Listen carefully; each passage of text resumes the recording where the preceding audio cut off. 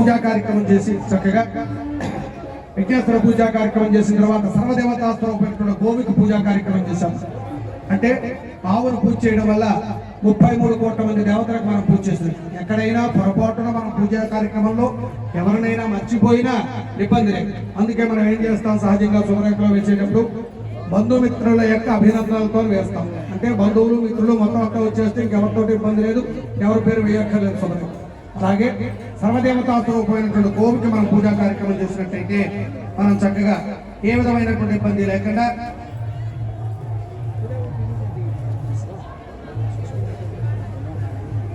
సర్వదేవతాస్వరూపమైనటువంటి ఆవుకు కనుక మనం పూజా కార్యక్రమం చేసినట్టయితే 33 కోట్ల మంది దేవతల్ని పూజ చేసినట్టే.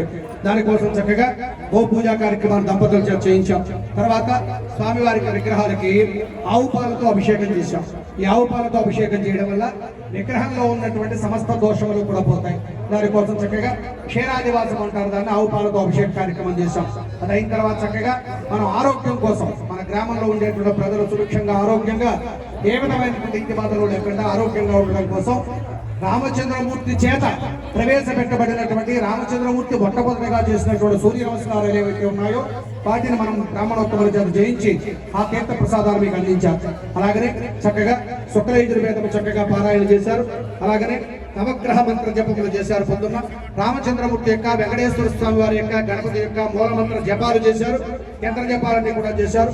అలాగే దంపతులు మండపంలో ఉన్నటువంటి దేవతలందరికీ కూడా పూజా కార్యక్రమాలు చేశారు. పొద్దున్న కార్యక్రమంలో మధ్యాహ్నం సమయంలో చక్కగా మనం ఇందాక స్వామివారి యొక్క విగ్రహాన్ని పైకి తీసి చక్కగాను అలా పువ్వుల మీద కప్పకండి సత్యబాబు గారు, అలా వేసేయండి. పువ్వులు కనపడేలా ఉండాలి. పువ్వుల మీద కప్పద్దు, అలా కింద వేసేయండి. అలా వేసేయండి, పువ్వులు కనపడేలా ఉంచండి. మధ్యాహ్నం స్వామివారికి విగ్రహాన్ని పాలలోంచి తీసి చక్కగా అవభూత స్నానం చేయించాం. మహాస్నానం అంటారు దీన్ని.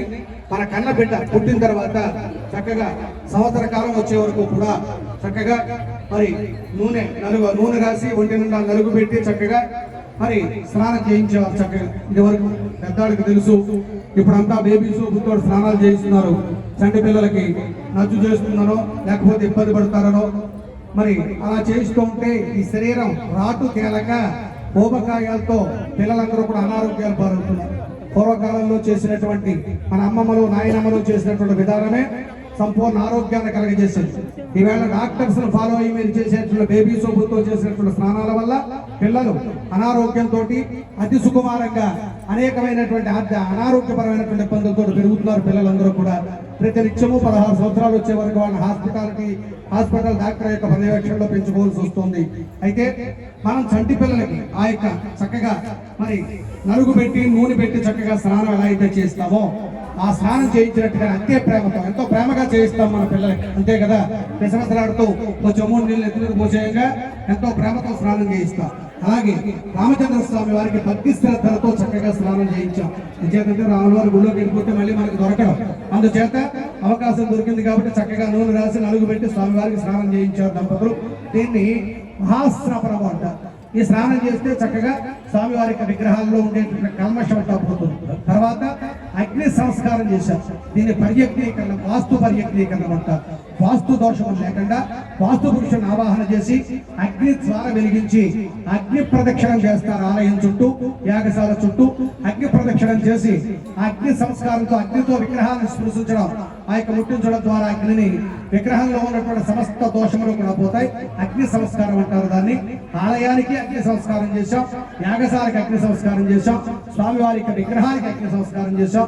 దాంతో విగ్రహాలన్నీ కూడా చక్కగా శుద్ధి ఉన్నాయి. అటువంటి విగ్రహాల్లోకి 16 ప్రాణ కళలు కావాలి. స్వామివారికి విగ్రహంలో, భగవంతుడి యొక్క విగ్రహంలో ఎప్పుడు కూడా 16 కళలు ఉంటాయి. రాముల వారి గుళ్ళో ఉండేటువంటి విగ్రహం, రాముల వారి యొక్క విగ్రహం రాతి విగ్రహమే కదా, ఇబ్బంది ఏముందలే, ఈవేళ దండం పెట్టకపోతే పోయింది, రేపు దండం పెడదాం అనేటటువంటి ఆలోచన తప్పు. ఎందుకంటే మనలో ఉండేది ఒకే ఒక్క కళ ప్రాణం. ఈ ప్రాణం అనే చిలక శరీరంలో చెగిరిపోయింది అనుకోండి, ఈ శరీరంతో ఎవరికి అవసరం లేదు, ఊరు చివరిని బారేస్తారు తీసుకెళ్ళి. కానీ ఇటువంటి ప్రాణములు, ఇటువంటి కళలు భగవంతుడి యొక్క విగ్రహంలో 16 ప్రాణ కళలు ఉంటాయి. 16 ప్రాణ కళలు భగవంతుడి యొక్క విగ్రహంలో ఉంటాయి కాబట్టి తిరుపతి వెంకటబాబుకి సంవత్సరానికి అన్నిసార్లు బ్రహ్మోత్సవాలు జరిగినా, అన్నవరం సత్యదేవుడికి రోజుకి అన్ని 100 సత్యనారాయణ వ్రతాలు జరుగుతున్నా, ఈవేళ భద్రాద్రిలో అయినా అయోధ్యలైనా రామచంద్రమూర్తి యొక్క భవ్యమైనటువంటి పూజా కార్యక్రమాలు జరుగుతున్నా, ఏ ఆలయంలో భగవంతుడు మనం పూజించడానికి వెళ్ళినా సామాన్యమైనటువంటి విగ్రహం కాదు, 16 ప్రాణకలతో భగవంతుడు ఉంటాడు కాబట్టి మనందరి చేత పూజింపబడుతూ ఉన్నాడు. అటువంటి రామచంద్రమూర్తికి మన యొక్క గ్రామంలో మనం గత ఇంచుమించుగా ఒక 80-90 సంవత్సరాల నుంచి మీ గ్రామంలో చిన్న ఆలయమే పెట్టుకుని అందులోనే రామచంద్రమూర్తిని మీరు పూజ చేస్తున్నారు. ఆ ఆలయం భవ్యమైనటువంటి రామ మందిరం కావాలని మీ సంకల్పం సుసంపన్నమైన వేళ అయోధ్య రామ మందిరంగా ఈ ఒరిస్సాలోనే ప్రథమ స్థానంలో ఉన్నటువంటి అద్భుతమైనటువంటి భవ్యమైనటువంటి రామ మందిరంగా నిర్మాణం చెందింది. ఈ నిర్మాణం చేసేటప్పుడు సంకల్పం చేసేటప్పుడు మీకు ఆలోచన ఉండదు ఇంత భవ్యంగా తయారవుతుందని, ప్రాణ వేసినటువంటి మాకు ఉండదు, అలాగే కట్టినటువంటి శిల్పికి ఉండదు. అది రామచంద్ర స్వామి యొక్క అద్భుతమైనటువంటి సంకల్ప బలం. ఆ స్వామి వారి యొక్క సంకల్పం ఉంటేనే అది జరుగుతుంది. అలా స్వామివారి యొక్క సంకల్పం ఉండి మనందరి చేత మనందరినీ కూడా మరి ఆయన పనిముట్లుగా వాడుకొని అద్భుతమైనటువంటి భవ్య మందిరాన్ని నిర్మాణం చేశారు. ఆ నిర్మాణం చేసినటువంటి భవ్యమైనటువంటి రామ మందిరంలో వారు చిరునవ్వులు ఒలికేటటువంటి అత్యద్భుతమైనటువంటి అత్యంత రమణీయమైన సుందరమైనటువంటి స్వామివారి యొక్క విగ్రహాలు చాలా అద్భుతంగా ఉన్నాయి. చక్కగా ఆ స్వామివారి యొక్క విగ్రహాన్ని, వెంకటరమణమూర్తి స్వామివారి యొక్క విగ్రహాన్ని, గణపతి యొక్క విగ్రహాన్ని రేపు మనం ప్రాణ ప్రతిష్ఠ చేసుకోబోతున్నాం. ఇప్పటిదాకా రాతి విగ్రహాలు, రేపటి నుంచి ప్రాణశక్తిని 16 ప్రాణకళలు కలిగిన ప్రాణశక్తిని తనలో నింపుకున్నటువంటి అజేయమైనటువంటి శక్తివంతుడైనటువంటి ధర్మమూర్తి అయినటువంటి రామచంద్ర స్వామిని మీరు రేపు ఉదయం 11 గంటల తర్వాత దర్శించబోతున్నారు. ఆ స్వామి వారి విగ్రహంలోకి ఇప్పుడు 16 ప్రాణకళలు వస్తాయి. ఎలా వస్తాయి 16 ప్రాణకళలు అంటే, ధాన్యాన్ని పూసాం స్వామివారి విగ్రహం మీద. ఈ ధాన్యానికి మాత్రమే ప్రాణశక్తి ఉంది, ఇంకా మిగతా వాటికి వీటికి లేదు. ఇదే ధాన్యాన్ని మనం పొట్టు కింద వచ్చి బియ్యం చేసామనుకోండి, బియ్యంలో ప్రాణశక్తి లేదు. ఎందుచేత ఆ బియ్యం నాటితే మొక్కలు మొలవు మనకి, ఈ ధాన్యం నాటితేనే మొక్కలు మొలుస్తాయి. అలాగే నవధాన్యాలు ఏమైనా సరే, మెరువులు కానివ్వండి, పెసలు కానివ్వండి, బొబ్బత కానివ్వండి, సరగలు కానివ్వండి, అవి ఆ యొక్క విత్తనంగా ఉన్నప్పుడే వాటికి ప్రాణశక్తి ఉంటుంది తప్ప ఆ వాటిని రూపాంతరం చెంది నానబెడితేనో లేకపోతే ఏ యొక్క మిల్లులోనే పోస్తేనే దానికి ప్రాణశక్తి ఉండదు. అందుచేత ప్రాణశక్తి ఉన్నటువంటి ధాన్యాన్ని స్వామివారికి విగ్రహాల మీద పోయడం వల్ల ఆ ప్రాణశక్తి ఉన్నటువంటి ధాన్యం గుండా మరి ఎదురుగుండా మొత్తం అష్టదిక్పాలకులుగా 8 దీపాలు పెట్టామని. ఈ 8 దీపాల్లోని 8 దిక్పాలకులు ఆ యొక్క ఆయుధాలు పట్టుకుని కాపలా కాస్తూ ఉంటారు. ఇప్పటి వరకు ఆలయం ఉంది, ఒక 2 సంవత్సరాల క్రితం ఆలయం తీసేసాం. స్వామివారి విగ్రహాలను లోపల ట్యాంక్ దగ్గర పెట్టి పూజా కార్యక్రమం చేస్తున్నాం.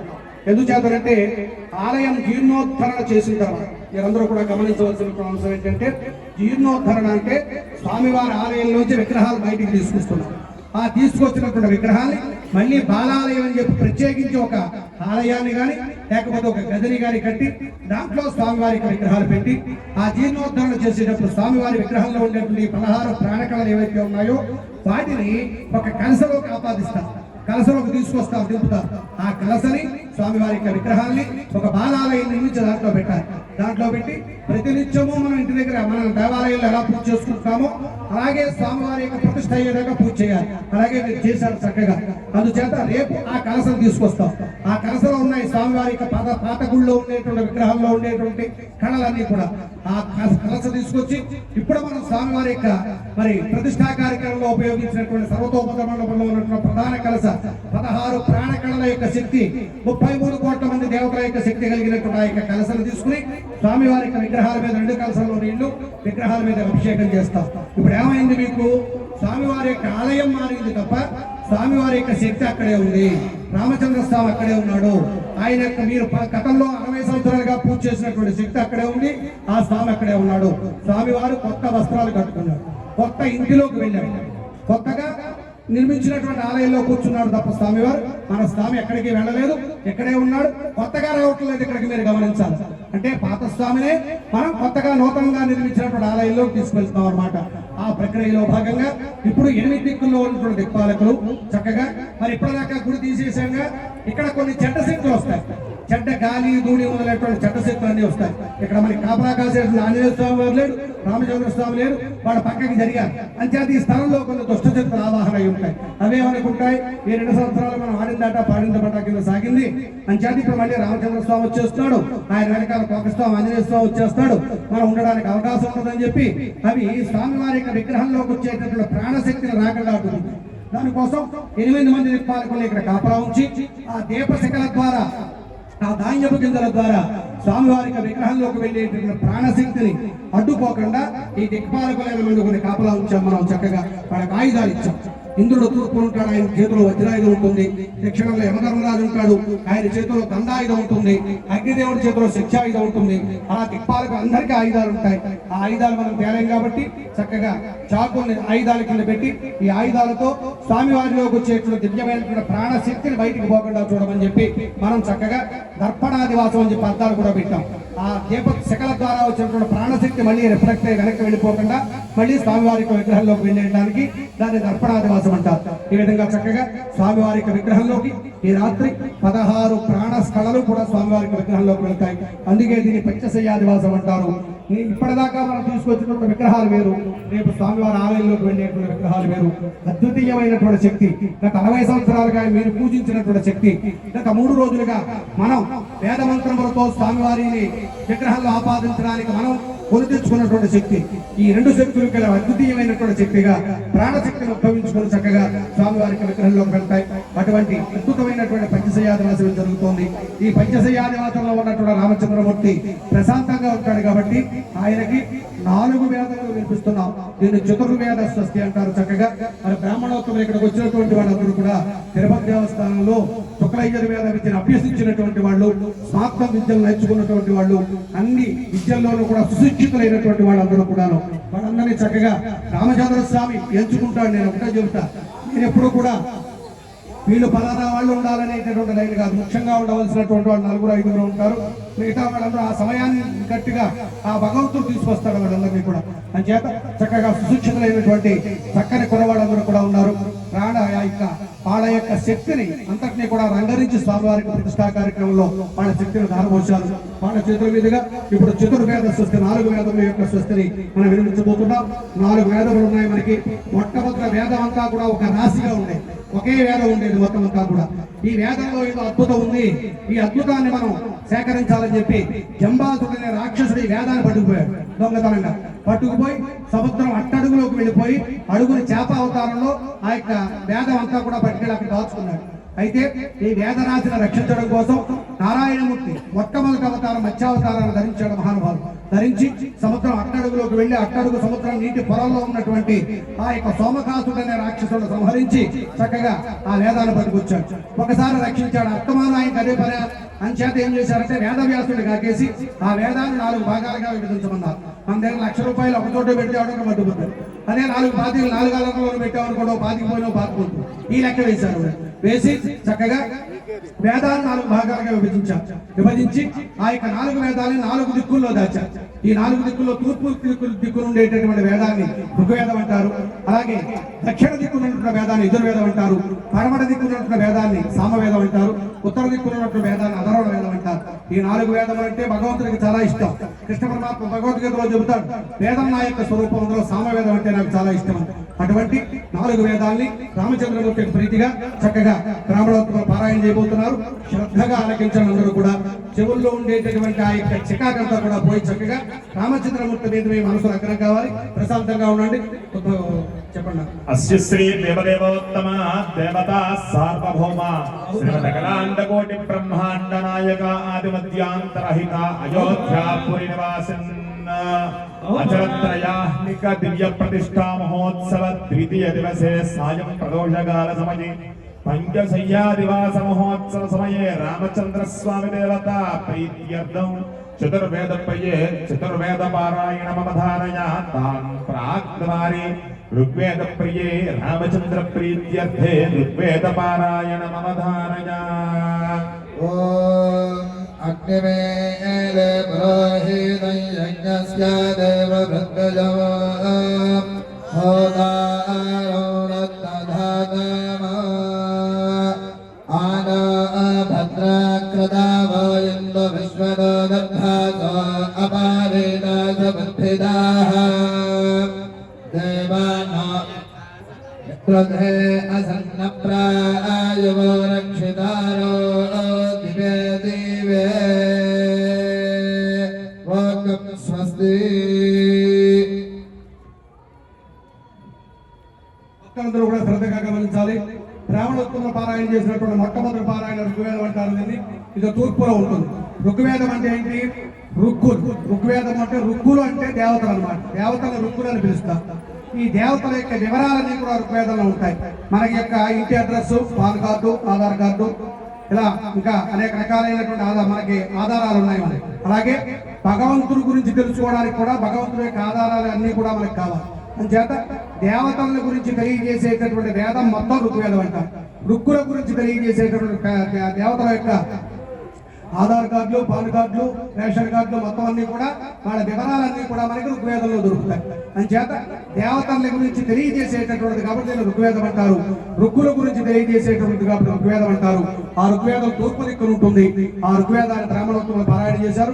ఇప్పుడు దక్షిణ దిక్కున్నటువంటి యజుర్వేదం ఏదైతే ఉందో దాన్ని పారాయణ చేయబోతున్నారు. శ్రద్ధగా ఆలకించండి అందరూ. श्रीरामचंद्र स्वामिनः प्रीत्यर्थं तान् प्राग्द्वारे ऋग्वेदश्रवणानन्तरे दक्षिणद्वारे यजुर्वेदप्रिये यजुर्वेदपारायणमवधारया ईशत्वोद्यत्वायवस्था देवो वस्विदात्रापायुधश्रेष्ठाधमाय कर्माणे आप्यागद्धमग्निया इन्द्राय भागं प्रजावतीरणमेवा मामस्तेन येषधमाघजग्गासः ध्रुवा अस्मिन् गोपादोऽस्यादभक्तिः यजमानस्य भजोन्माहिवसा पवित्रामसि ओम स्वस्ति। రెండవ వేదం యజుర్వేదం. ఈ యజుర్వేదం దక్షిణాలు ఉంటుంది. యజుర్వేదంలో ఏముంది? మనం దేవతల యొక్క వివరాలు తెలుసుకున్నాం. ఆ దేవతలు ఎట్లా పూజ చేయాలి, ఎలా పిలవాలి, ఎలా పిలిస్తే దేవతలు పలుకుతారు, ఎలా పూజ చేయాలి. మనిషి పుట్టిందలుగా అయితే మరణించే వరకు 16 కర్మలు, షోడశ కర్మలు అంటారు.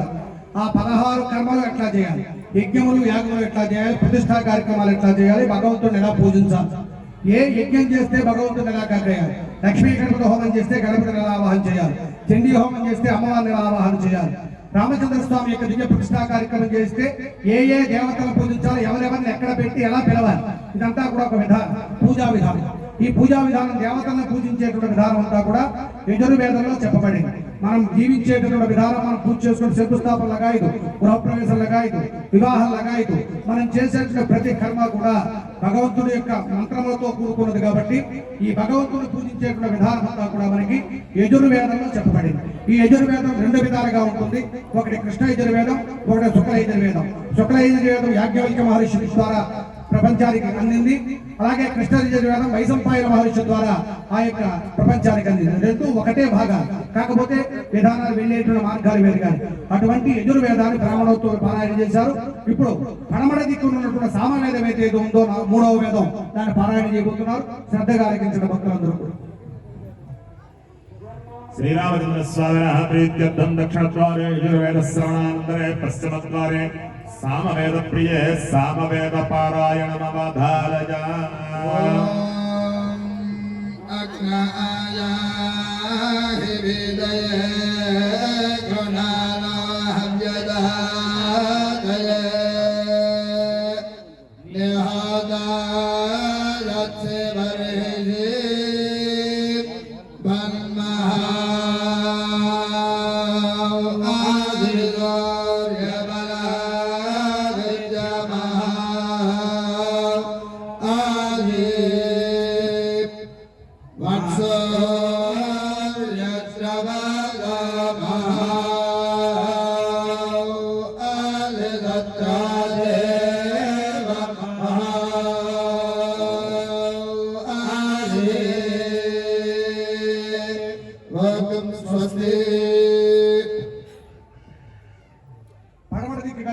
అధిష్టానమైనటువంటి సామవేద వేదంతో పారాయణ చేశారు బ్రాహ్మణోత్తములు. కృష్ణుడికి రామచంద్రమూర్తికి అత్యంత ప్రీతిపాత్రమైనటువంటి సామవేదం. ఈ సామవేదంలో 64 కళలు ఉన్నాయి. సంగీతం, సాహిత్యము, అలాగే లలిత కళలు మొదలైనటువంటి 64 కళలు సామవేదంలో ఉన్నాయి. అలాగనే ఆ యొక్క ఆయుర్వేద విధానం అంతా కూడా సామవేదంలోనే చెప్పబడింది. మనకి ఆయుర్వేద విధానం వేళ మనకి ఆపరేషన్స్ అవి చూస్తున్నారు మీరందరూ కూడా. ఈ ఆపరేషన్స్ మొట్టమొదటి చేసినటువంటి వాడు మన భారతదేశంలో భారతీయుడు చరకుడు, సుశ్రుతుడు అని చెప్పి 2 వైద్యులు, ఆయుర్వేద వైద్యులు. వాళ్ళే మొట్టమొదటి ఆపరేషన్స్ చేశారు. ఈ యొక్క వేదంలో ఉండేటువంటి భాగాలు సంగ్రహించి ఇతర దేశాల వాళ్ళు ఇప్పుడు చెప్పలు జరుపుకుంటున్నారు. కానీ ఈవేళ చెప్పేటటువంటి టెస్ట్ బేబీ విధానం ఆ యొక్క భార్యాభర్తల యొక్క భార్య యొక్క సంబంధం లేకుండా తల్లి యొక్క గర్భంతో సంబంధం లేకుండా గాజు నాడికల్లో పిల్లలు పుట్టించేటువంటి విధానం టెస్ట్ బేబీ విధానం అంటారు. అది కూడా మన భారతీయ సాంప్రదాయమే, మన ఆయుర్వేద విధానమే తప్ప కొత్తగా పుట్టింది ఏం లేదు. ఈవేళ మీకు మహాభారతంలో కౌరవులు 100 మంది, కౌరవుల యొక్క చెల్లెలు దుసరా 101 మంది కూడా గాజు చాడీలో పుట్టారు. ఎందుచేతంటే ఈ యొక్క పాండవులు ముందు పుట్టారని చెప్పి అసూయతో మనస్సు రగిలిపోతే ఆ యొక్క గాంధారీదేవి యొక్క గర్భమంతా నేలపాలైపోయింది. అప్పుడు వేదవ్యాసుని స్మరిస్తే వేదవ్యాసులు వచ్చి నేలపాలైనటువంటి గాంధారీ గర్భాన్ని 101 పిండాలుగా విభజించి 101 జాడీల్లో కట్టి చక్కగా వాటిని పసుపు కొట్టు కట్టి ఒక గదిలో పెట్టి మంత్రంతో మంత్రిస్తే ఆ 101 జాడీల నుంచి 100 మంది కౌరవులు ఆడపిల్ల దుస్తరా పుట్టారు. ఈవేళ కొత్తగా టెస్ట్ బేబీ విధానం కానీ ఈవేళ కొత్తగా మనం చూసింది ఏమీ కూడా లేదు. ఈనాడు మన మహాభారతాది పుణ్య పురాణాల్లోనే మనకు ఇవన్నీ కూడా ఉన్నాయి. ఈవేళ మనం చూసేటటువంటి అన్ని కూడా మనకి ఈవేళ యంత్రంతో జరిగితే వేళ మంత్రంతో జరిగాయి. మీరు చేతిలో వాడే సెల్ ఫోన్ కానీ అలాగనే మనం వాడేటటువంటి యంత్రాలు కానీ ఇవన్నీ కూడా ఏనాడో మన పురాణాల్లో చెప్పబడ్డాయి. కృష్ణుడు సుభద్రాదేవికి ఇచ్చాడు మాయా దర్పణం అని చెప్పి ఒక దర్పణం. నీ భర్త అడవుల్లో ఉంటున్నాడు కాబట్టి నువ్వు 7 నెలల గర్భవతువు కాబట్టి నువ్వు కూడా వెళ్ళకూడదు కాబట్టి నీ భర్తను కానీ నీ యొక్క తోడుకోడలు కానీ నీ యొక్క మరి బావగారులు కానీ మరిదిగారులు కానీ చూసుకోవాలంటే ఈ మాయా దర్పణంలో చూసుకో. ఒక్కసారి నువ్వు వేలుతో అలా స్పర్శ చేస్తే మీరు టచ్ అంటారు. ఇవాళ స్పర్శ చేస్తే ఆ యొక్క దర్పణంలో మొత్తం అందరూ కూడా కనపడతారు. నువ్వు చూసి వాళ్ళతో నేరుగా సంభాషించి మాట్లాడచ్చు అని చెప్పాడు. ఆ వేళ మంత్ర దర్పణం, మాయా దర్పణం అంటారు. ఆ దర్పణంలో తన భర్తని తోడుకోవడాన్ని అలాగనే మన యొక్క బావగారిని మరిదిగారిని కూడా చూసి ఆవిడ ఆనందించి అభిమన్యుడు కంది సుభద్రాదేవి. ఈవేళ ఖండాంతరాల్లో ఉన్నటువంటి వాళ్ళు కూడా మీరు సెల్ ఫోన్ లో చూస్తారు, మీరు టచ్ అంటారు, ఆ వేళ స్పర్శ అన్నారు. అంచేత ఆ వేళ ఉన్నటువంటిది ఈ వేళ మీ కానీ కొత్తగా ఈ వేళ పుట్టినటువంటివి ఏం లేవు. ఆ వేళ మంత్రంతో జరిగింది, ఈ వేళ యంత్రంతో జరుగుతోంది, అంతకంటే ఏం లేదు. అంచేత ఇవన్నీ కూడా మనకి సామవేదంలో చెప్పబడ్డాయి. అంచేత చక్కగా ఆ సామవేదాన్ని బ్రాహ్మణోత్తరులు పారాయణ చేశారు. ఇప్పుడు ఉత్తర దిక్కున్నటువంటి అధర్వణ వేదం అయితే ఉందో దాన్ని పారాయణ చేయబోతున్నారు. శ్రద్ధగా ఆలకించిన భక్తులందరూ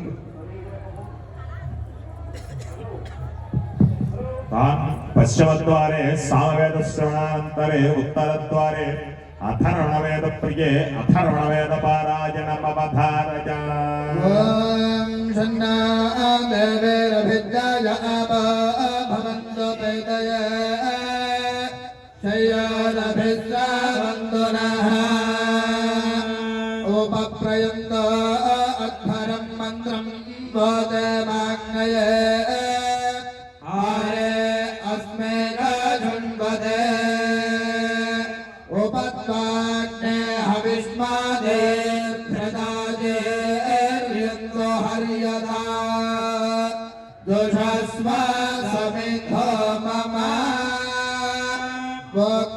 స్వస్తి. చక్కగా 4వ వేదం అధర్వణ వేద పారాయణ చేశారు.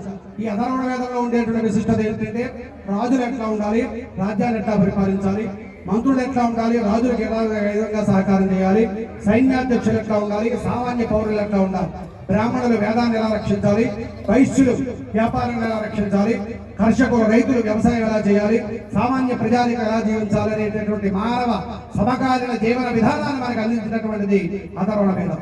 అంతేకాకుండా ఈవేళ వైమానిక శాస్త్రం, విమానాలు తయారు చేసేటువంటి విధానం కానీ, రథములు తయారు చేసేటువంటి విధానం కానీ, ఆయుధాలు తయారు చేసేటువంటి విధానం కానీ, ఆఖరికి ఆటం బాంబులు అణుబాంబులు తయారు చేసే విధానం అంతా కూడా అధర్వణ వేదంలోనే ఉంది.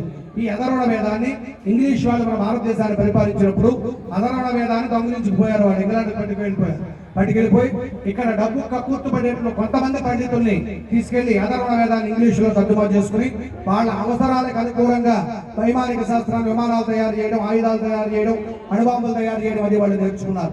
అందుచేత మన భారతదేశం వేదభూమి, కర్మభూమి, ధర్మభూమి, శాస్త్రాలు ఇక్కడ పుట్టాయి, వేదాలు ఇక్కడ పుట్టాయి, దేవతలు నడయాడినటువంటి భూమి కర్మభూమి మన భారతదేశం. మనకి ముక్తి కావాలి, మోక్షం కావాలంటే భారతదేశంలో ఉండాలి, భోగం కావాలి, డబ్బులు కావాలంటే ఇతర దేశాలకు వెళ్ళాలి. అంచేత ముక్తి ఇచ్చేటటువంటి పుణ్యక్షేత్రం భారతదేశం, భారత భూమి, రామచంద్రమూర్తి నడయాడినటువంటి దేశం ఇదంతా కూడా. అటువంటి అధర్వణ వేదం మనకి రాజనీతి శాస్త్రాన్ని నేర్పుతుంది. అటువంటి అధర్వణ వేదాన్ని బ్రాహ్మణోత్తములు పారాయణ చేశారు. చక్కగా అందరూ కూడా ఆ యొక్క 4 వేదాలు విని సంతోషించారు. ఇప్పుడు స్వామివారికి అత్యంత ప్రీతిపాత్రమైనటువంటి అది ఉపనిషత్తులు, అలాగే రామాయణ భారత భాగవతాది శ్లోకాల్ని కూడా బ్రాహ్మణోత్తములు పారాయణ చేయబోతున్నారు. శ్రద్ధగా ఆలకించారు. చతుర్వేద శ్రవణానంతరే రామచంద్ర స్వామినః ప్రీత్యర్థం ఉపనిషద్వాక్ష ప్రియే ఉపనిషత్పారాయణ మమధారజ. అథ భృగవో నమో నారాయణాయ పప్రచ్ఛయాజ్ఞవల్క్య శ్రీ సూర్యనారాయణాయ సమరదగ్ధో సానందో యాజ్ఞవల్క్య అభీష్టమయా దయామగ్గం నిద్రవింశైత్యష్టాని మహావిద్యాని శతపద బృహదారుణ్య అగ్నిష్టోమ అధిరాత్ర వాజపేయ పౌండరీక రాజసూయ అశ్వమేధాజైనగో సత్కృతవేద శిక్షా కల్పో వ్యాకరణం విరక్తం ఛందో ద్యోతిష మీమాంస ధర్మశాస్త్ర పరిశిష్ట శ్రౌత గుహ్యసూత్ర వేదాంత మహాభాష్య మహాదాంతి మహాదౌర గానాపత్య సాంగేయ శైవ వైష్ణవ శ్రీరామ త్రయోదశ గోపాల ద్వాత్రిగ్ం సన్నో నృసింహద్వాదశ మహామంత్రాణి షట్శాస్త్రాణి సూర్యోపదేశేన గాయత్రీ ఏన వాదుర్యం వాయువశాతో అష్టాదశసహస్రమణిబలవేష్టితయా భగవాన్ శ్రీ సూర్యలోకం జయతి. లోకం స్వస్తి ఉపనిషద్వాక్ష శ్రవణానంతరే రామాయణ భాగవత భారత ప్రియే ఏతద్వాక్య పారాయణ మమధారజ. ఆపదామపహర్తారం దాతారం సర్వసంపదాం లోకాభిరామం శ్రీరామం భూయో భూయో నమామ్యహం. ఆదౌ రామ తపోవనాదిగమనం హత్వా మృగం కాంచనం వైదేహీ హరణం జటాయుమరణం సుగ్రీవ సంభాషణం కాలే నిగ్రహణం సముద్రతరణం లంకాపురే దాహనం పశ్చాద్రావణ కుంభకర్ణహరణం ఏతత్తి రామాయణం. ఆదౌ పాండవధార్తరాష్ట్రజననం లాక్షగృహే దాహనం జ్యోతస్త్రీహరణం వనే విహరణం మధ్యాలయే వర్తనం లీలాగోగ్రహణం రణే చ విజయం సంధిక్రియా జృంభనం పశ్చాత్ భీష్మ సుయోధనాది నిధనం హేతత్ మహాభారతం. ఆదౌ దేవకీ దేవి గర్భ జననం గోపీ గృహే వర్ధనం మాయాపూతన జీవితాపహరణం గోవర్ధనోద్ధారణం కంసచ్ఛేదన కౌరవాది హననం కుంతీ సుధాపాలనం ఏతద్భాగవతం పురాణ కథితం శ్రీకృష్ణ లీలామృతం. శ్రీమాతా శ్రీ మహారాజ్ఞే శ్రీమత్ సింహాసనేశ్వరే చిరగ్రకొండ సంభోగ దేవకార్య సముద్రధార ఆబాలగోప విదిత సర్వానుల్యంఘశాసన శ్రీచక్రరాజ నిలయా శ్రీమత్ త్రిపుర సుందరీ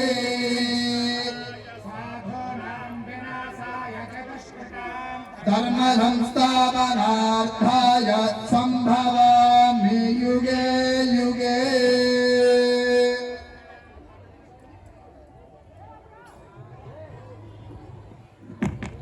భక్తులందరూ కూడా శ్రద్ధగా గమనించాలి.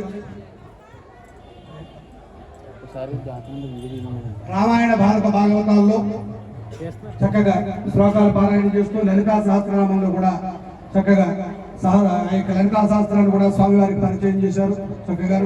ఇక స్వామి యొక్క పూజల కార్యక్రమంలో మరి అన్నవరం వాస్తవ్యులు ప్రదీప్ శర్మ గారు వారు కూడా చిన్న పారాయణ చేయబోతున్నారు. శ్రద్ధగా ఆలకించడం. ఓం తత్వగ వినాయకం భజే కోన్మోనలీలానుభవదిప్సయ వందే మాతంగ భావేన శ్రీడం తం గణనాయకం లంబోదరం శ్యామనిభం గణేశం సద్దుకం ధం ధమఢకరాభ్యాం వామేతరాభ్యాం జగదానమీడే వికటోత్కట సుందరదంతి ముఖం భుజగేంద్ర సుసర్ప గదాభరణం గజనీల గజేంద్ర గణాధిపతిం ప్రణతోస్మి వినాయక హస్తిముఖం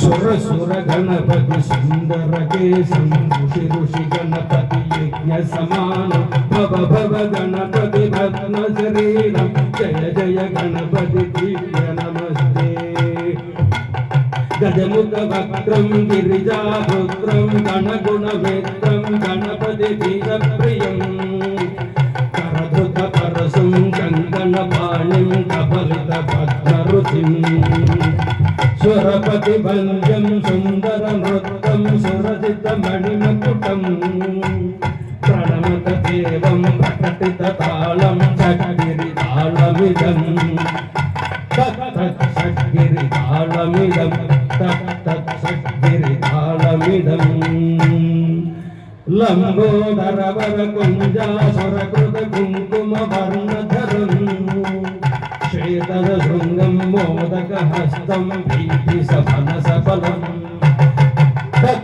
భీతి సఫల సఫలం నయనత్రయవర నాగ విభూషిత నానా గణపతిదం నానా గణపతిదం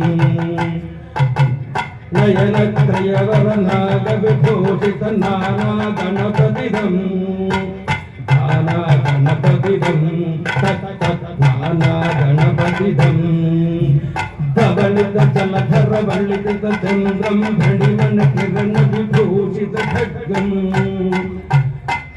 తను విషహర శూలక పాలం హర హర శివ శివ గణపతి భయం హర హర శివ శివ గణపతి భయం గణపతి తాళమిదం గణపతి తాళమిదం తక తకిట తక తకిట తక తకిట తత్వం శశికలిత శశికలిత మౌలినం శూలినం తకతకెట తకతకెట తకతకెట తత్వం విమల సుభకమల జల పాదుకం వాణినం విమల సుభకమల జల పాదుకం వాణినం తకతకెట తకతకెట తకతకెట తత్వం ప్రమద గుణ గణకరిత శోభనం శోభితం తకతకెట తకతకెట తకతకెట తత్వం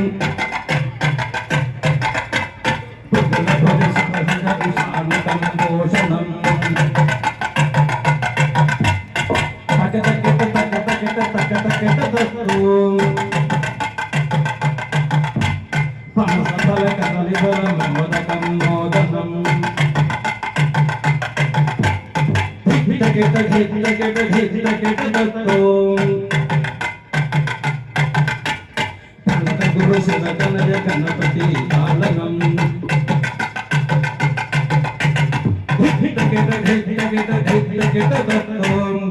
గురు శివణ గణపతి పాలనం గురు శివతనయ గణపతి పాలనం ప్రణత గురు శివతనయ గణపతి పాలనం ప్రణత గురు శివతనయ గణపతి పాలనం ప్రణత గురు శివతనయ గణపతి పాలనం ప్రణత గురు శివతనయ గణపతి పాలనం గణపతి పాలనం గణేశ మహారాజ్ కి పరమ పావనమూర్తి అయినటువంటి ప్రథమ పూజ్యుడైనటువంటి గణపతి యొక్క తాళవిధి చక్కగా ఆలపించారు గురువు గారు. ఇప్పుడు స్వామి యొక్క పూజా కార్యక్రమంలో నీరాజన మంత్ర పుష్పాలు అయిపోయాయి కాబట్టి మనకి మంగళహారతి పవళింపు సేవతో స్వామివారికి కార్యక్రమం పూర్తవుతుంది. ఇక్కడ మీరందరూ కూడా గమనించాలి, భవ్యమైనటువంటి రామ మందిరాన్ని మనం నిర్మించుకున్నాం. ఈ భవ్యమైనటువంటి రామ మందిరాన్ని నిర్మించుకునేటప్పుడు మనం గమనించవలసినటువంటి అవసరం ఏంటంటే, ఇక్కడ చాలా మంది వితరణశీలు లేనటువంటి దాతలు లక్షలాది రూపాయలు ఇక్కడ విరాళంగా స్వామివారికి భక్తితో సమర్పించారు. మీకు ఒక విషయాన్ని నేను మనకు చేయాలి. ఎందుచేతనంటే మనం స్వామికి ఆలయం నిర్మించేటప్పుడు ఇచ్చేటటువంటి బహుకరణల బహుమతులు ఏవైతే ఉన్నాయో వాటిని దాత అనేటటువంటి పేరును మనం ఉపసంహరించుకోవాలి, మనం ఉపయోగించకూడదు ఎప్పుడు కూడా. ఎందుచేతనంటే భగవంతుడు మనకి ఇస్తే దాంట్లో కొంత మనం భగవంతుడికి ఇస్తున్నాం, మీరు గమనించాలి. ఇప్పుడు అది భక్తితో సమర్పిస్తున్నామని అనుకోవాలి తప్ప ఎప్పుడు కూడా అది దాత అనేటటువంటి పదాన్ని మనం ఆలయంలో ఎప్పుడు కూడా ఉపయోగించకూడదు. అదొకటి మీరు గమనించాలి. అయితే ఎందుచేత ఈ మాట అంటున్నానంటే వశిష్ఠ మహర్షి రామచంద్ర స్వామి ఆలయాన్ని నిర్మించాలనుకున్నాడు. ఎవరు వశిష్ఠుడు? రామచంద్ర స్వామికి గురువు, రామచంద్రమూర్తి గురువు గారు ఆయన రామచంద్ర స్వామి వారికి ఆలయం నిర్మించాలనుకుంటే ఆయన వేదాలు చదవాలి, ఉపనిషత్తులు చదవాలి, మరి అలాగనే అనేక యజ్ఞయాగాలు క్రతువులు చేయాలి. పని కట్టుకుని అక్కడ గుడి దగ్గర కూర్చొని తాబేలతో సంభాషిస్తూ గుడి కట్టేటువంటి శక్తి ఆయనకు లేదు. ఎంచేదంటే నన్ను కాకేశారు, మీరు పిలిచారు, ప్లాన్ వేసి చక్కగా ఇలా కట్టుకోండి అని చెప్పి మధ్య మధ్యలో సలహాలు ఇచ్చి వెళ్ళిపోయారు తప్ప ఆయన దగ్గర కూర్చోలేదు. మీరే దగ్గరుండి కట్టించుకున్నారంతా కూడా, మీ చేత రామచంద్ర స్వామి చేయించుకున్నారు. అయితే వశిష్ఠ మహర్షి సుశిక్షితులైనటువంటి కొంతమంది పనివాళ్ళని అలాగనే తాబే మేస్తుల్ని కాకేసి, అయ్యా నేను ఈ మందిరాన్ని నిర్మించదలుచుకున్నాను, భవ్యమైన రామ మందిరం. ఈ మందిరాన్ని మీరు ఈ రీతిగా నిర్మించాలి, దీనికి మీకు ఎంత ధనం అయితే అంత ధనం నేను ఇస్తాను అని చేత ఆలయ నమూనా ఇది అని చెప్పి నమూనానిచ్చి శంకుస్థాపన చేసి దానికి కావాల్సిన సామాగ్రి వాళ్ళకి సమకూర్చి ఒక భవ్యమైనటువంటి స్థలాన్ని చూపించి ఆయన పల్లె ఆయన నిమగ్నం అయిపోయారు. అయితే వీళ్ళకి డబ్బులు వాళ్ళకి కట్టినటువంటి దానికి కూలి ఎప్పుడు ఇవ్వాలి? వారానికి ఒకసారి ఆయన దగ్గరికి వెళ్ళి డబ్బులు తెచ్చుకోవాలి. అయితే ఆయన లేడు, వీళ్ళు పని మొదలు పెట్టాలి. ఇంచుమించుగా 4 వారాలు అయింది, పిలుపు రాలేదు వశిష్ఠ మహర్షి దగ్గర. 5వ వారంలో పిలుపు వచ్చింది, వీళ్ళందరూ కూడా వెళ్ళారు. వెళ్ళిన తర్వాత ఎలా అబ్బాయి పని ఎంతవరకు వచ్చిందంటే అదే లేదంటే వీళ్ళందరూ కూడా కొంతమంది పోలి కౌరులు చెప్తారు, కొంతమంది రకరకాలుగా చెప్తారు. ఇంత కాదు అంత కాదంటే ఆకాశహారమయం అయిపోయింది కూడా అలాగే చెప్పారు. కానీ అక్కడ బేస్మెంట్ కూడా లేదు. అయితే వశిష్ఠ మహర్షి ఒక బేస్మెంట్ ఇసుక తెప్పించి ఎదురుగుండా పెట్టుకుని కూర్చున్నాడు, వాసం పెట్టేసుకున్నాయి. అరే నాయన రండి, మీ అందరికీ కూడా మీకు కావలసినటువంటి ధనం మీరు కష్టపడిన దానికి ఎంత అయితే అంత ఇస్తాను నేను, ఇది రామచంద్రమూర్తి ఇస్తున్నాడు రోయ్, నేను ఇవ్వట్లేదు మీకు అని చేత రండి అని చెప్పి దోసులు పట్టుకొని ఒక్కొక్కడ దోసుల్లోనూ ఒక్కొక్క గుప్పుడు ఇసుక పోసాడు. వీళ్ళు ఏమనలేదు. ఒక శాస్త్రం, గురువు గారు చుట్ట గూట్లో పెట్టిన ఇబ్బంది, గుప్పిడితో పట్టుకున్న ఇబ్బంది. ఏం చేత గూట్లో పెడితే ఎరా నేను వచ్చేదాకా పట్టుకోలేవా అని తిడతాడు. ఒకవేళ గురువు గారు తిడతాడేమో అని చెప్పి పట్టుకుంటే ఎరా చుట్టగా వస్తున్నావు, ఎందుకు పట్టుకున్నావు అని తిడతాడు. అని చేత గురువు గారికి ఎలాగైనా కోపం వస్తుంది, ఆయన ఎలాగైనా మాట్లాడగలరు. అని చేత ఇసుక ఏమిటని అడిగితే వశిష్ఠుడు ఎక్కడ శపించేస్తాడో భయం వేసి ఆ దోతులు పట్టుకుని ఆయన ఏం చెప్పాడు? మీరు ఆశ్రమం బయటికి వెళ్ళిపోయిన తర్వాత చూసుకోండి అందులో ఏముందో, మీ కష్టానికి తగిన ప్రతిఫలం ఉంటుందని చెప్పాడు. చెప్పిన తర్వాత ఈ దోతులు అలాగే మూసి పట్టుకుని ఆశ్రమం బయటికి వెళ్ళి చూసుకున్నారు. అందరి చేతిలోనూ ఇసుకే ఉంది, ఒకటి చేతిలోనే బంగారం. వాడు ఎవట ఆ ఆశ్రమం చుట్టూ ఆ ఆలయం కట్టేటటువంటి ప్రదేశంతో శుభ్రంగా తుడిచి చక్కగా ఈ మేస్త్రులు ఎప్పుడు వస్తారా, ఎప్పుడు కడతారా, ఎప్పుడు ఈ యొక్క గుడి పూర్తవుతుందా అని చెప్పి ఆ సామాగ్రిని సంరక్షిస్తూ ఆ స్థలాన్ని సంరక్షించేటటువంటి వాడి చేతిలో రామచంద్రమూర్తినే మనసులో తలుచుకుంటూ శ్రీరామ శ్రీరామ శ్రీరామ అనుకుంటూ ఆ యొక్క ప్రదేశాన్ని సంరక్షించేటటువంటి వాడి చేతిలో బంగారం ఉంది, మిగతా వాళ్ళందరి చేతిలో ఇసుకే ఉంది. తప్పంటే ప్రతి వాడికి ఆశగా ఇదేమిటి, వాడికి బంగారం ఉండడం మనకేసుకుండడం ఏమిటి, నడన తేల్చుకుందాం అని చెప్పి అందరూ బయలుదేరి వశిష్ఠ మహర్షి దగ్గరికి యుద్ధానికి వచ్చారు. మరి పిచ్చిరా మీరు చేసింది ఏమిట్రా, ఆ వేళ నేను వచ్చినప్పుడు బేస్మెంట్ ఏదైతే ఉందో అదే ఉంది, మీరు కౌరులు చెప్పుకుంటూ అక్కడికి వెళ్ళి పని చేయకుండా, రామచంద్రమూర్తి మీద భక్తి లేకుండా, కష్టపడకుండా బుద్ధిని మీరు డబ్బులు పట్టుకెళ్ళాలని వచ్చాను, ఇది రామచంద్ర స్వామి ఇచ్చింది తప్ప నేను ఇచ్చింది కాదని చెప్పి చెబితే అనతి కాలంలో 6 మాసాల్లో రామచంద్రమూర్తి మీద భక్తితో భవ్యమైనటువంటి మందిరం వశిష్ఠ మహర్షి చేతుల మీదుగా ఆ యొక్క ఆలయం ఆవిష్కరింపబడింది. అంటే భగవంతుడికి ఎప్పుడు కూడా భక్తితోటి మనం ఇవ్వాలి తప్ప, భక్తితోటి చేయాలి తప్ప అహంకారంతో చేస్తే జరిగేవి కూడా కాదు. అది రామచంద్ర స్వామి హర్షించడం. రామచంద్ర స్వామి 14 సంవత్సరాల వనవాసం చేసి ఆ యొక్క అయోధ్య నగరానికి వచ్చేసరికి అయోధ్య అంతా కరువు కాటకాలతో నిండిపోయింది. రామచంద్ర స్వామి ఉన్నప్పుడు ఎంతో సుభిక్షంగా ఉండేటటువంటి ప్రదేశం అంతా కూడా కరువు కాటకాలతో, దొంగతనాలతో, ఏ విధమైనటువంటి ఆదాయం లేకుండా, రైతులు వ్యవసాయం చేయకుండా నానా వివత్సంగా ఉంది. ఆ యొక్క ధాన్యాగారం, ధనాగారం అంతా కూడా మొత్తం ఖాళీ అయిపోయింది. జీతభత్యాలు ఇవ్వడానికి కూడా డబ్బులు లేవు. ఏం చేయాలో అర్థం కాలేదు రామచంద్ర స్వామి. ఎంచేత ఆయన చాలా సున్నితమైన మనస్సుడు, ఎవరిని బాధ పెట్టేటటువంటి మనిషి కాదు. అందుచేత ఏం చేయాలని ఆలోచిస్తే వశిష్ఠ మహర్షి అన్నట్ట, నువ్వేం బాధపడకయా, రైతులందరూ పన్నులు కట్టడం మానేశారు, వీళ్ళందరూ కూడా నువ్వు లేవని చెప్పి, అందుచేత కోశాగారం అంతా ఖాళీగా ఉంది అని చేత మరి ఇప్పుడు అడిగితే ఎలాగండి, 12 సంవత్సరాలు 14 సంవత్సరాల నుంచి కట్టలేదు, నువ్వు 1,00,000 కట్టంటే వాళ్ళు కడతారా, వాళ్ళు ఇబ్బంది పడాలి కదా అంటే, ఇప్పటిదాకా మరి వాళ్ళు కట్టకుండా ఉన్నారు కాబట్టి వాళ్ళు కట్టాలి ధర్మంగాను అని చేత వాళ్ళకి ఇబ్బంది కలగకుండా నేను ఒక వివరణ చేస్తాను. అదేంటంటే, ఒక సూర్య గుమ్మడికాయ అని చెప్పి పెద్ద గుమ్మడి పండు ఉంటుంది. సూర్య గుమ్మడికాయ అంటే తెలుసుగా మీకు, పెద్ద గుమ్మడికాయ కాదు, సూర్య గుమ్మడికాయ అంటే ఎంతే ఉంటుంది. అది పట్టుకొచ్చి ఇగో దీనంత బంగారం ఇవ్వండి చాలు, మీరు పన్ను 14 సంవత్సరాల పన్ను కొట్టేస్తున్నాం, దీనంత బంగారం ఇవ్వండి చాలు. అని చెప్తే అందరూ సంకలు కొట్టుకున్నారు. అప్పట్లో బంగారం చౌక, సూర్యకుడికి అంత బంగారం అంటే పెద్ద కష్టమేం కాదు, పెద్ద ఇబ్బంది కాదు. ఇచ్చే చూడేసి రామగారికి కోపం ఉంటుంది మన మీద అనుకున్నారు. అందరూ కూడా సంకలు కొట్టుకున్నారు. మర్నాడు పొద్దున్న ఆ యొక్క బంగారం పట్టుకుని డబ్బులు మూట కట్టుకుని అందరూ వచ్చారు పన్ను కట్టడానికి. ఒక తక్కిడి ఏర్పాటు చేశారు.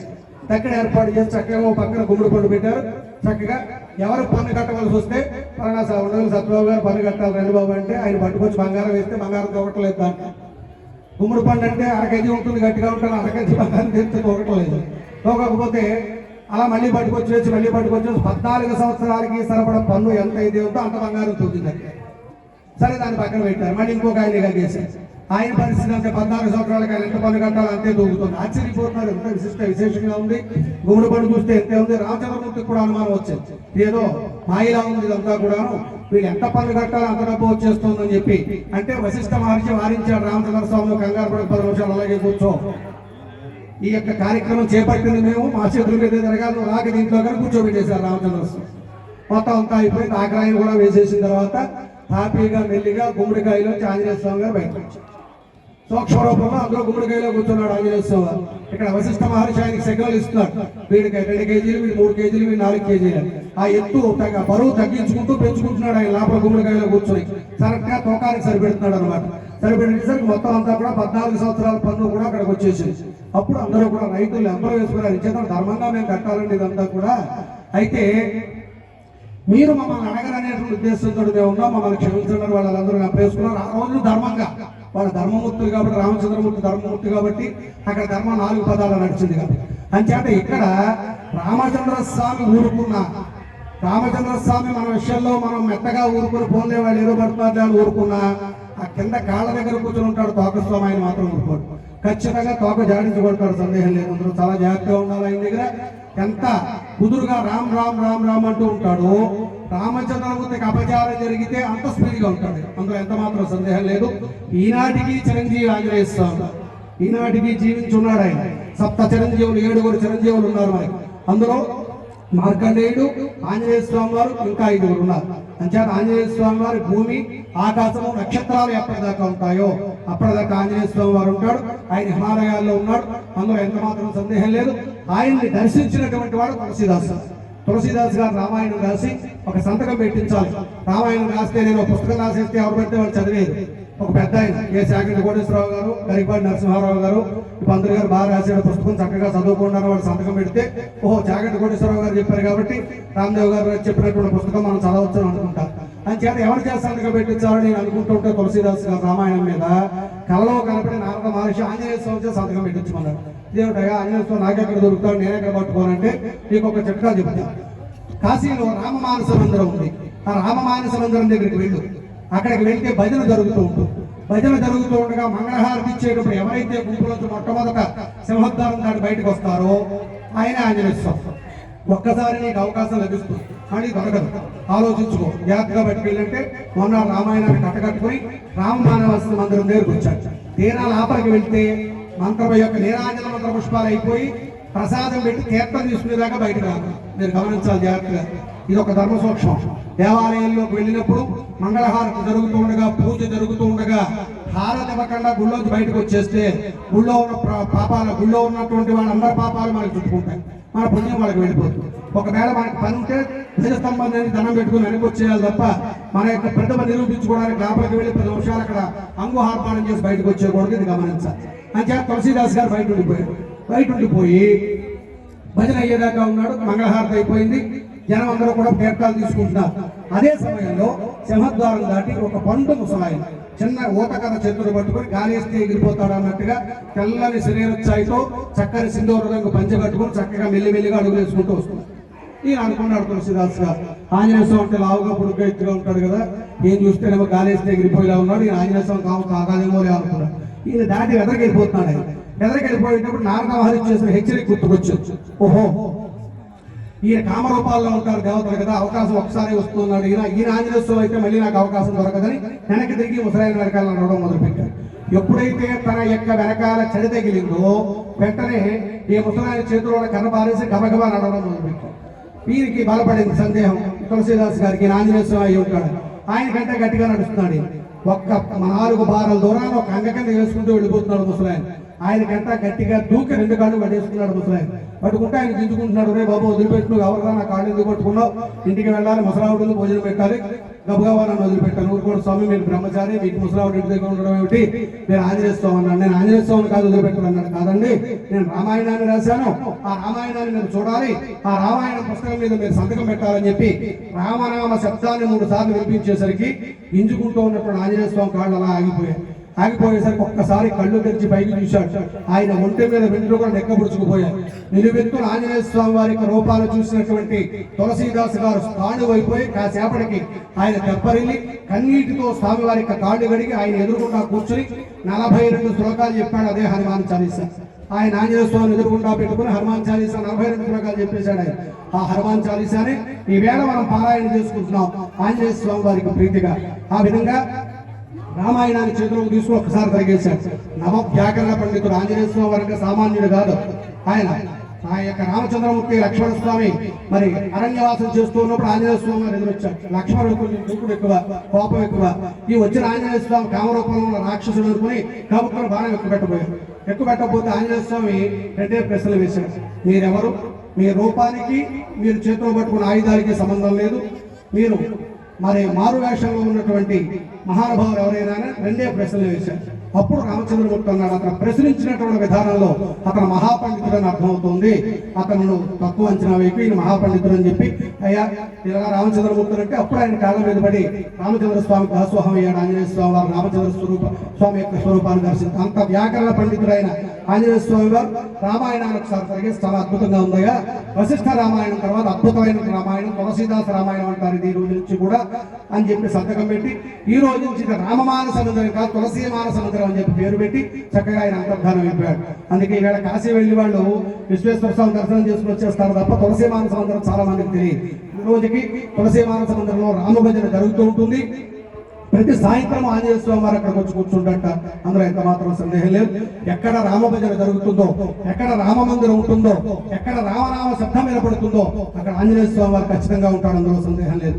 కలవు వెంకట నాయక అని మనం చెప్పుకుంటాం. కలియుగంలో సకల పాపాన్ని పోగొట్టేటటువంటి వాడు వెంకటేశ్వర స్వామి వారు. ఆయన కూడా మనకి స్వామి వారికి మరి కుడి చేతి వైపుగా ఎడమ చేతి వైపుగా ఆశీనుడు కాబోతున్నాడు. అలాగే గణపతి గారు లక్ష్మీ గణపతిని కూడా మనం ఇక్కడ దేవాలయంలో పెట్టుకోబోతున్నాం. రేపు ఉదయం 10:42 స్వామి వారికి విగ్రహ ప్రతిష్టాపన కార్యక్రమం జరగబోతున్నది. 8:30 గంటలకి నవధాన్యములు వేసేటువంటి కార్యక్రమం మొదలవుతుంది. స్వామి వారికి విగ్రహాల కింద నవధాన్యములు, ముచ్చము, పగడము, వెండి, బంగారము, రాగి పైసలు ఇత్యాదులు ఏవైనా వేసుకోవాలనుకుంటే రేపు ఉదయం 8:30 గంటల నుంచి 9:30, 10 గంటల వరకు అవకాశం ఉంటుంది. భక్తులందరూ కూడా గమనించాలి. తర్వాత మీరు తెచ్చిన ధ్వజస్తంభం దగ్గర కనం ఉంది, అందులో వేసేసుకోవాలి. గుర్తుపెట్టుకోండి, 10:40 అంటే 10:30 దాటిందంటే నవధాన్యాలు వేసుకునే అవకాశం ఉంది ఎవరికి కూడా. గుర్తుపెట్టుకోండి అందరూ కూడా. 10:42 స్వామివారికి విగ్రహ ప్రతిష్టాపన జరుగుతుంది. తాబేతో స్వామివారికి విగ్రహాలకు ఇచ్చేటువంటి కార్యక్రమం ఒక గంట పడుతుంది. తర్వాత స్వామివారికి విగ్రహానికి ప్రాణ ప్రతిష్టాపన చేసేటువంటి కార్యక్రమం ఒక గంట పడుతుంది. అంటే రమారమి 12:30 తర్వాత స్వామివారికి దివ్య దర్శన భాగ్యం మీకు కలుగుతుంది. అలాగనే ఈ 10:42 దాటిన తర్వాత ఇక్కడ మండపంలో ఆవాహన చేసిన దేవతలందరికీ ఉద్దాతలు చెప్పి బ్రాహ్మణోత్తములు పూర్ణాహుతి చేస్తారు. ఆ యొక్క దేవతలందరికీ కూడా యజ్ఞ ప్రసాదాన్ని అందించినటువంటి అగ్నిహోత్రుడికి దక్షిణిస్తారు. ఆ దక్షిణే పూర్ణాహుతి అంటారు. యాలకులు, లవంగములు, జాజికాయ, జాపత్రి, ఉల్లాగ, పోకకాయ, కొబ్బరి కురుడి, పట్టుగుడ్డ, పట్టివేళ్లు ఈ యొక్క మొదలైనటువంటి సుగంధ ద్రవ్యాలంటే అగ్నిహోత్రుడికి చాలా ఇష్టం. అగ్నిహోత్రుడికి ఇష్టమైనటువంటి 10 రకాల ద్రవ్యాన్ని పట్టుగుడ్డలో కట్టి ఆ అగ్నిహోత్రుడికి సమర్పించడం అనేటటువంటి దాన్ని పూర్ణాహుతి అంటారు. బయట కౌంటర్ పెట్టినట్టున్నారు. పూర్ణాహుతి సామాన్లు కావాల్సినటువంటి వాళ్ళు కొనుక్కుని హోమంలో వేసుకోవచ్చు, ఇబ్బంది ఏం లేదు. ఈ పూర్ణాహుతి జరిగిన వెంటనే దంపతులు ఎనమండుగురిని కూర్చోబెట్టి స్వామివారికి దివ్య కళ్యాణ, శాంతి కళ్యాణ మహోత్సవాన్ని చేస్తారు. ఈ కళ్యాణం అయ్యేసరికి అక్కడ ప్రాణ ప్రతిష్టాపన పూర్తవుతుంది. అప్పుడు చక్కగా మీరందరూ ఆలయం చుట్టూ 3 ప్రదక్షిణం చేసి చక్కగా స్వామి యొక్క దర్శనం చేసుకోవాలి. ఈ స్వామి వారి యొక్క దర్శనం ముందుగా ఆవు మీద పడుతుంది. ఆవుని అక్కడ ఎదురుకుండా కడతాం. ఇంచేదంటే మొట్టమొదటి భగవంతుడి యొక్క దర్శనం కానీ, మొట్టమొదటి గోదావరిలో వచ్చినటువంటి నీరు కానీ, అలాగే మొట్టమొదటి అగ్నిహోత్రాన్ని కానీ మనం ఉపయోగించకూడదు. ఈ అగ్నిహోత్రాన్ని ఉపయోగించకూడదు అనేటటువంటి విషయం పెద్దవాళ్ళకి, ముసలి వాళ్ళందరికీ కూడా తెలుసు.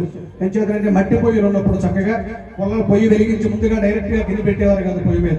ఆయన బియ్యం తీసుకొని చక్కగా పొయ్యి చుట్టూ తిప్పి ఆ పొయ్యిలో వేసి అప్పుడు గిన్నె పెట్టేవారు, అప్పుడు వంట చేసుకునేవారు. ఇప్పుడు మన వాళ్ళు గ్యాస్ వేస్ట్ అయిపోతుందని గిన్నె పెట్టిన తర్వాత పొయ్యి వెలిగిస్తూ ఉంటారు. ఎప్పుడు కూడా మొట్టమొదటి అగ్ని జ్వాలను వాడకూడదు, మొట్టమొదటిగా వచ్చినటువంటి గోదావరి నీటిని వాడకూడదు. అందుకే పసుపు కుంకుమ వేసి జాకెట్ ముక్క పళ్ళు వేసి అప్పుడు స్నానం చేస్తారు గోదావరిలో. అలాగే భగవంతుడు దృష్టి మన మీద మొట్టమొదటిగా పడకూడదు. సర్వదేవతా స్వరూపుడు ఆవును మాత్రమే భగవంతుడు చూడాలి. తర్వాత ఆయన అద్దంలో ఆయన రూపాన్ని ఆయన చూసుకుంటాడు. తర్వాత మనం వెళ్ళి స్వామివారికి దర్శనం చేసుకోవాలి. ఈ యొక్క స్వామివారికి విగ్రహ ప్రతిష్ఠ అయి దర్శనం అయ్యేటువంటి సమయంలో ఆలయం శిఖరం నుంచి ధ్వజస్తంభ శిఖరం నుంచి బూర్లు పోస్తారు. ఇది దేవతాహ్వానంలో వచ్చిన పూర్ణ గర్భాలు అంటారు. దేవతలు సంతోషిస్తారు అలా బూర్లు పోస్తే. వాళ్ళందరూ వచ్చి చూస్తారు స్వామి యొక్క ప్రతిష్ఠ. మన స్వామి, మన రామచంద్ర స్వామి, నారాయణ స్వరూపమైనటువంటి రామచంద్ర స్వామి వారికి ప్రతిష్ఠా కార్యక్రమం జరుగుతుంది. మనం వెళ్ళాలని చెప్పి వాళ్ళందరూ కూడా వచ్చి సంతోషిస్తారు. వాళ్ళకి ప్రీతి అయినటువంటి పూర్ణ గర్భాలు పోయడం వల్ల దేవతలందరూ కూడా ఎంతో సంతోషిస్తారు. ఆ పూర్ణ గర్భాలను ప్రసాదం కింద, బూరెల ప్రసాదం కింద తీసుకుంటే జరామణ రోగ భయాలు ఉండవు, ఏ విధమైనటువంటి నీతి బాధలు కూడా ఉండవు మనకి. అంచేత వాటిని మీ భక్తులందరూ తొక్కుకోకుండా ఒక అతి లెక్కసరిగా ఒక కొన్ని బూర్లు పోసి వాటిని అన్నింటినీ ప్రసాదం కింద తీసుకొచ్చి మీకు భోజనంలో అందిస్తారు. ఎవరు కూడా తొక్కుకొని దాని వల్ల ఇబ్బంది పడద్దు. మీరందరూ కూడా ఆ బూర్లు పోసే కార్యక్రమం కూడా రేపు ఉదయం 12 గంటలకు జరుగుతుంది. అవకాశం ఉంటే ఇంటి దగ్గర బూర్లు వండుకుని రండి. ఇక్కడ కమిటీ వారికి కొన్ని చెప్పాం, వాళ్ళు తెస్తారు.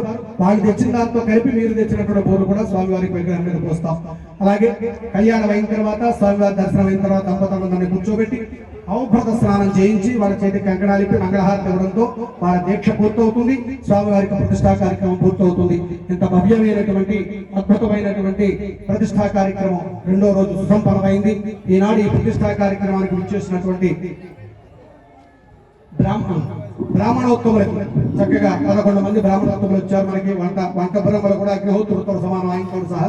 అలాగే ప్రతిష్టా కార్యక్రమం చేయడానికి అవకాశం ఇచ్చిన రైతులైతే ఆ అవకాశాన్ని సద్వినియోగం చేసుకుని మా గ్రామాన్ని సుసంపన్నం చేసి ప్రతిష్టా కార్యక్రమం వైభవంగా జరిపించడం అనుమతించినటువంటిది మీ గ్రామ పురోహితులు, మీ క్షేత్ర పాలకులు గడబెల్లి సుబ్బారావు గారు. వారికి కూడా మేము శతదా సహస్రాలు రుణపడి ఉంటాం. వారు కూడా మా గురుతులీలు, తండ్రి సమానులు. అంచేత వారిని అన్నయ్య గారు అని పిలుస్తాను. అగ్రజులు వారు కూడా ఇక్కడే ఉన్నారు. వారి సమక్షంలో, వారి యొక్క సంరక్షణలో స్వామి యొక్క ప్రతిష్టా కార్యక్రమం జరగడం కూడా మరి రామచంద్ర స్వామి యొక్క ఆశీస్సులని మీరందరూ కూడా భావించాలి. ఈ వచ్చినటువంటి బ్రాహ్మణోత్తములందరినీ కూడా మరి కమిటీ వారు సత్కరించబోతున్నారు. షీల్డ్ ఇచ్చి చక్కగా దుశ్శాలు కప్పి బ్రాహ్మణోత్తములను సత్కరించబోతున్నారు. 5 నిమిషాల కార్యక్రమం ఉంటుంది. అయిన తర్వాత మంగళహారతి వస్తుంది. చెప్పండి స్వామి. అలాగే వెంకటేశ్వర స్వామి వారికి అత్యంత ప్రీతిపాత్రమైనటువంటి తిరుపతి దేవస్థానం నుంచి ఇక్కడికి వేద పండితులు సుశిక్షులై వచ్చినటువంటి వారు శ్రీనివాస గద్యలు చెప్పబోతున్నారు. చాలా అద్భుతమైనటువంటి శ్రీనివాస గద్యది. వెంకటేశ్వర స్వామి వారి భక్తి ఛానల్లో మీరు వినుంటారు. భక్తి ఛానల్ చూసేటువంటి అవకాశం లేదు. ఎంచేదంటే ఏమని మా టీవీ, ఈ టీవీ వీటిలో సీరియల్స్ సరిపోతున్నాయి మనకి. ఆ యొక్క గద్య కూడా వినందరూ కూడా. జై శ్రీనివాస. అయం భగవాన్ శ్రీమదఖిల మహే మండల మండల ధరణే ధర మండల ఖండలస్య నిఖిల సురాజుర వందిత వరాహక్షేత్ర విభూషణస్య శ్రేధాచల గరుడాచల సింహాచల వృషభాచల నారాయణాచల మాలాకులస్య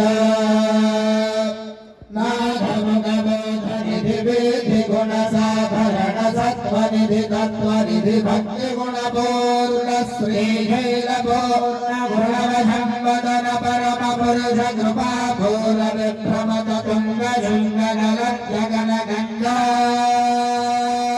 సమాలింగితస్య కలితోత్తమ బలవర్తన కలితోద్యమ విలసద్యమ నియమాత్రిక గుణిగణ నిజేవ్యమాన ప్రత్యక్షీ భవన్ నిజదైల సమర్జన నమర్జన నిఖిల పాపనాశన పాపనాశన తీర్థ యాసిరస్య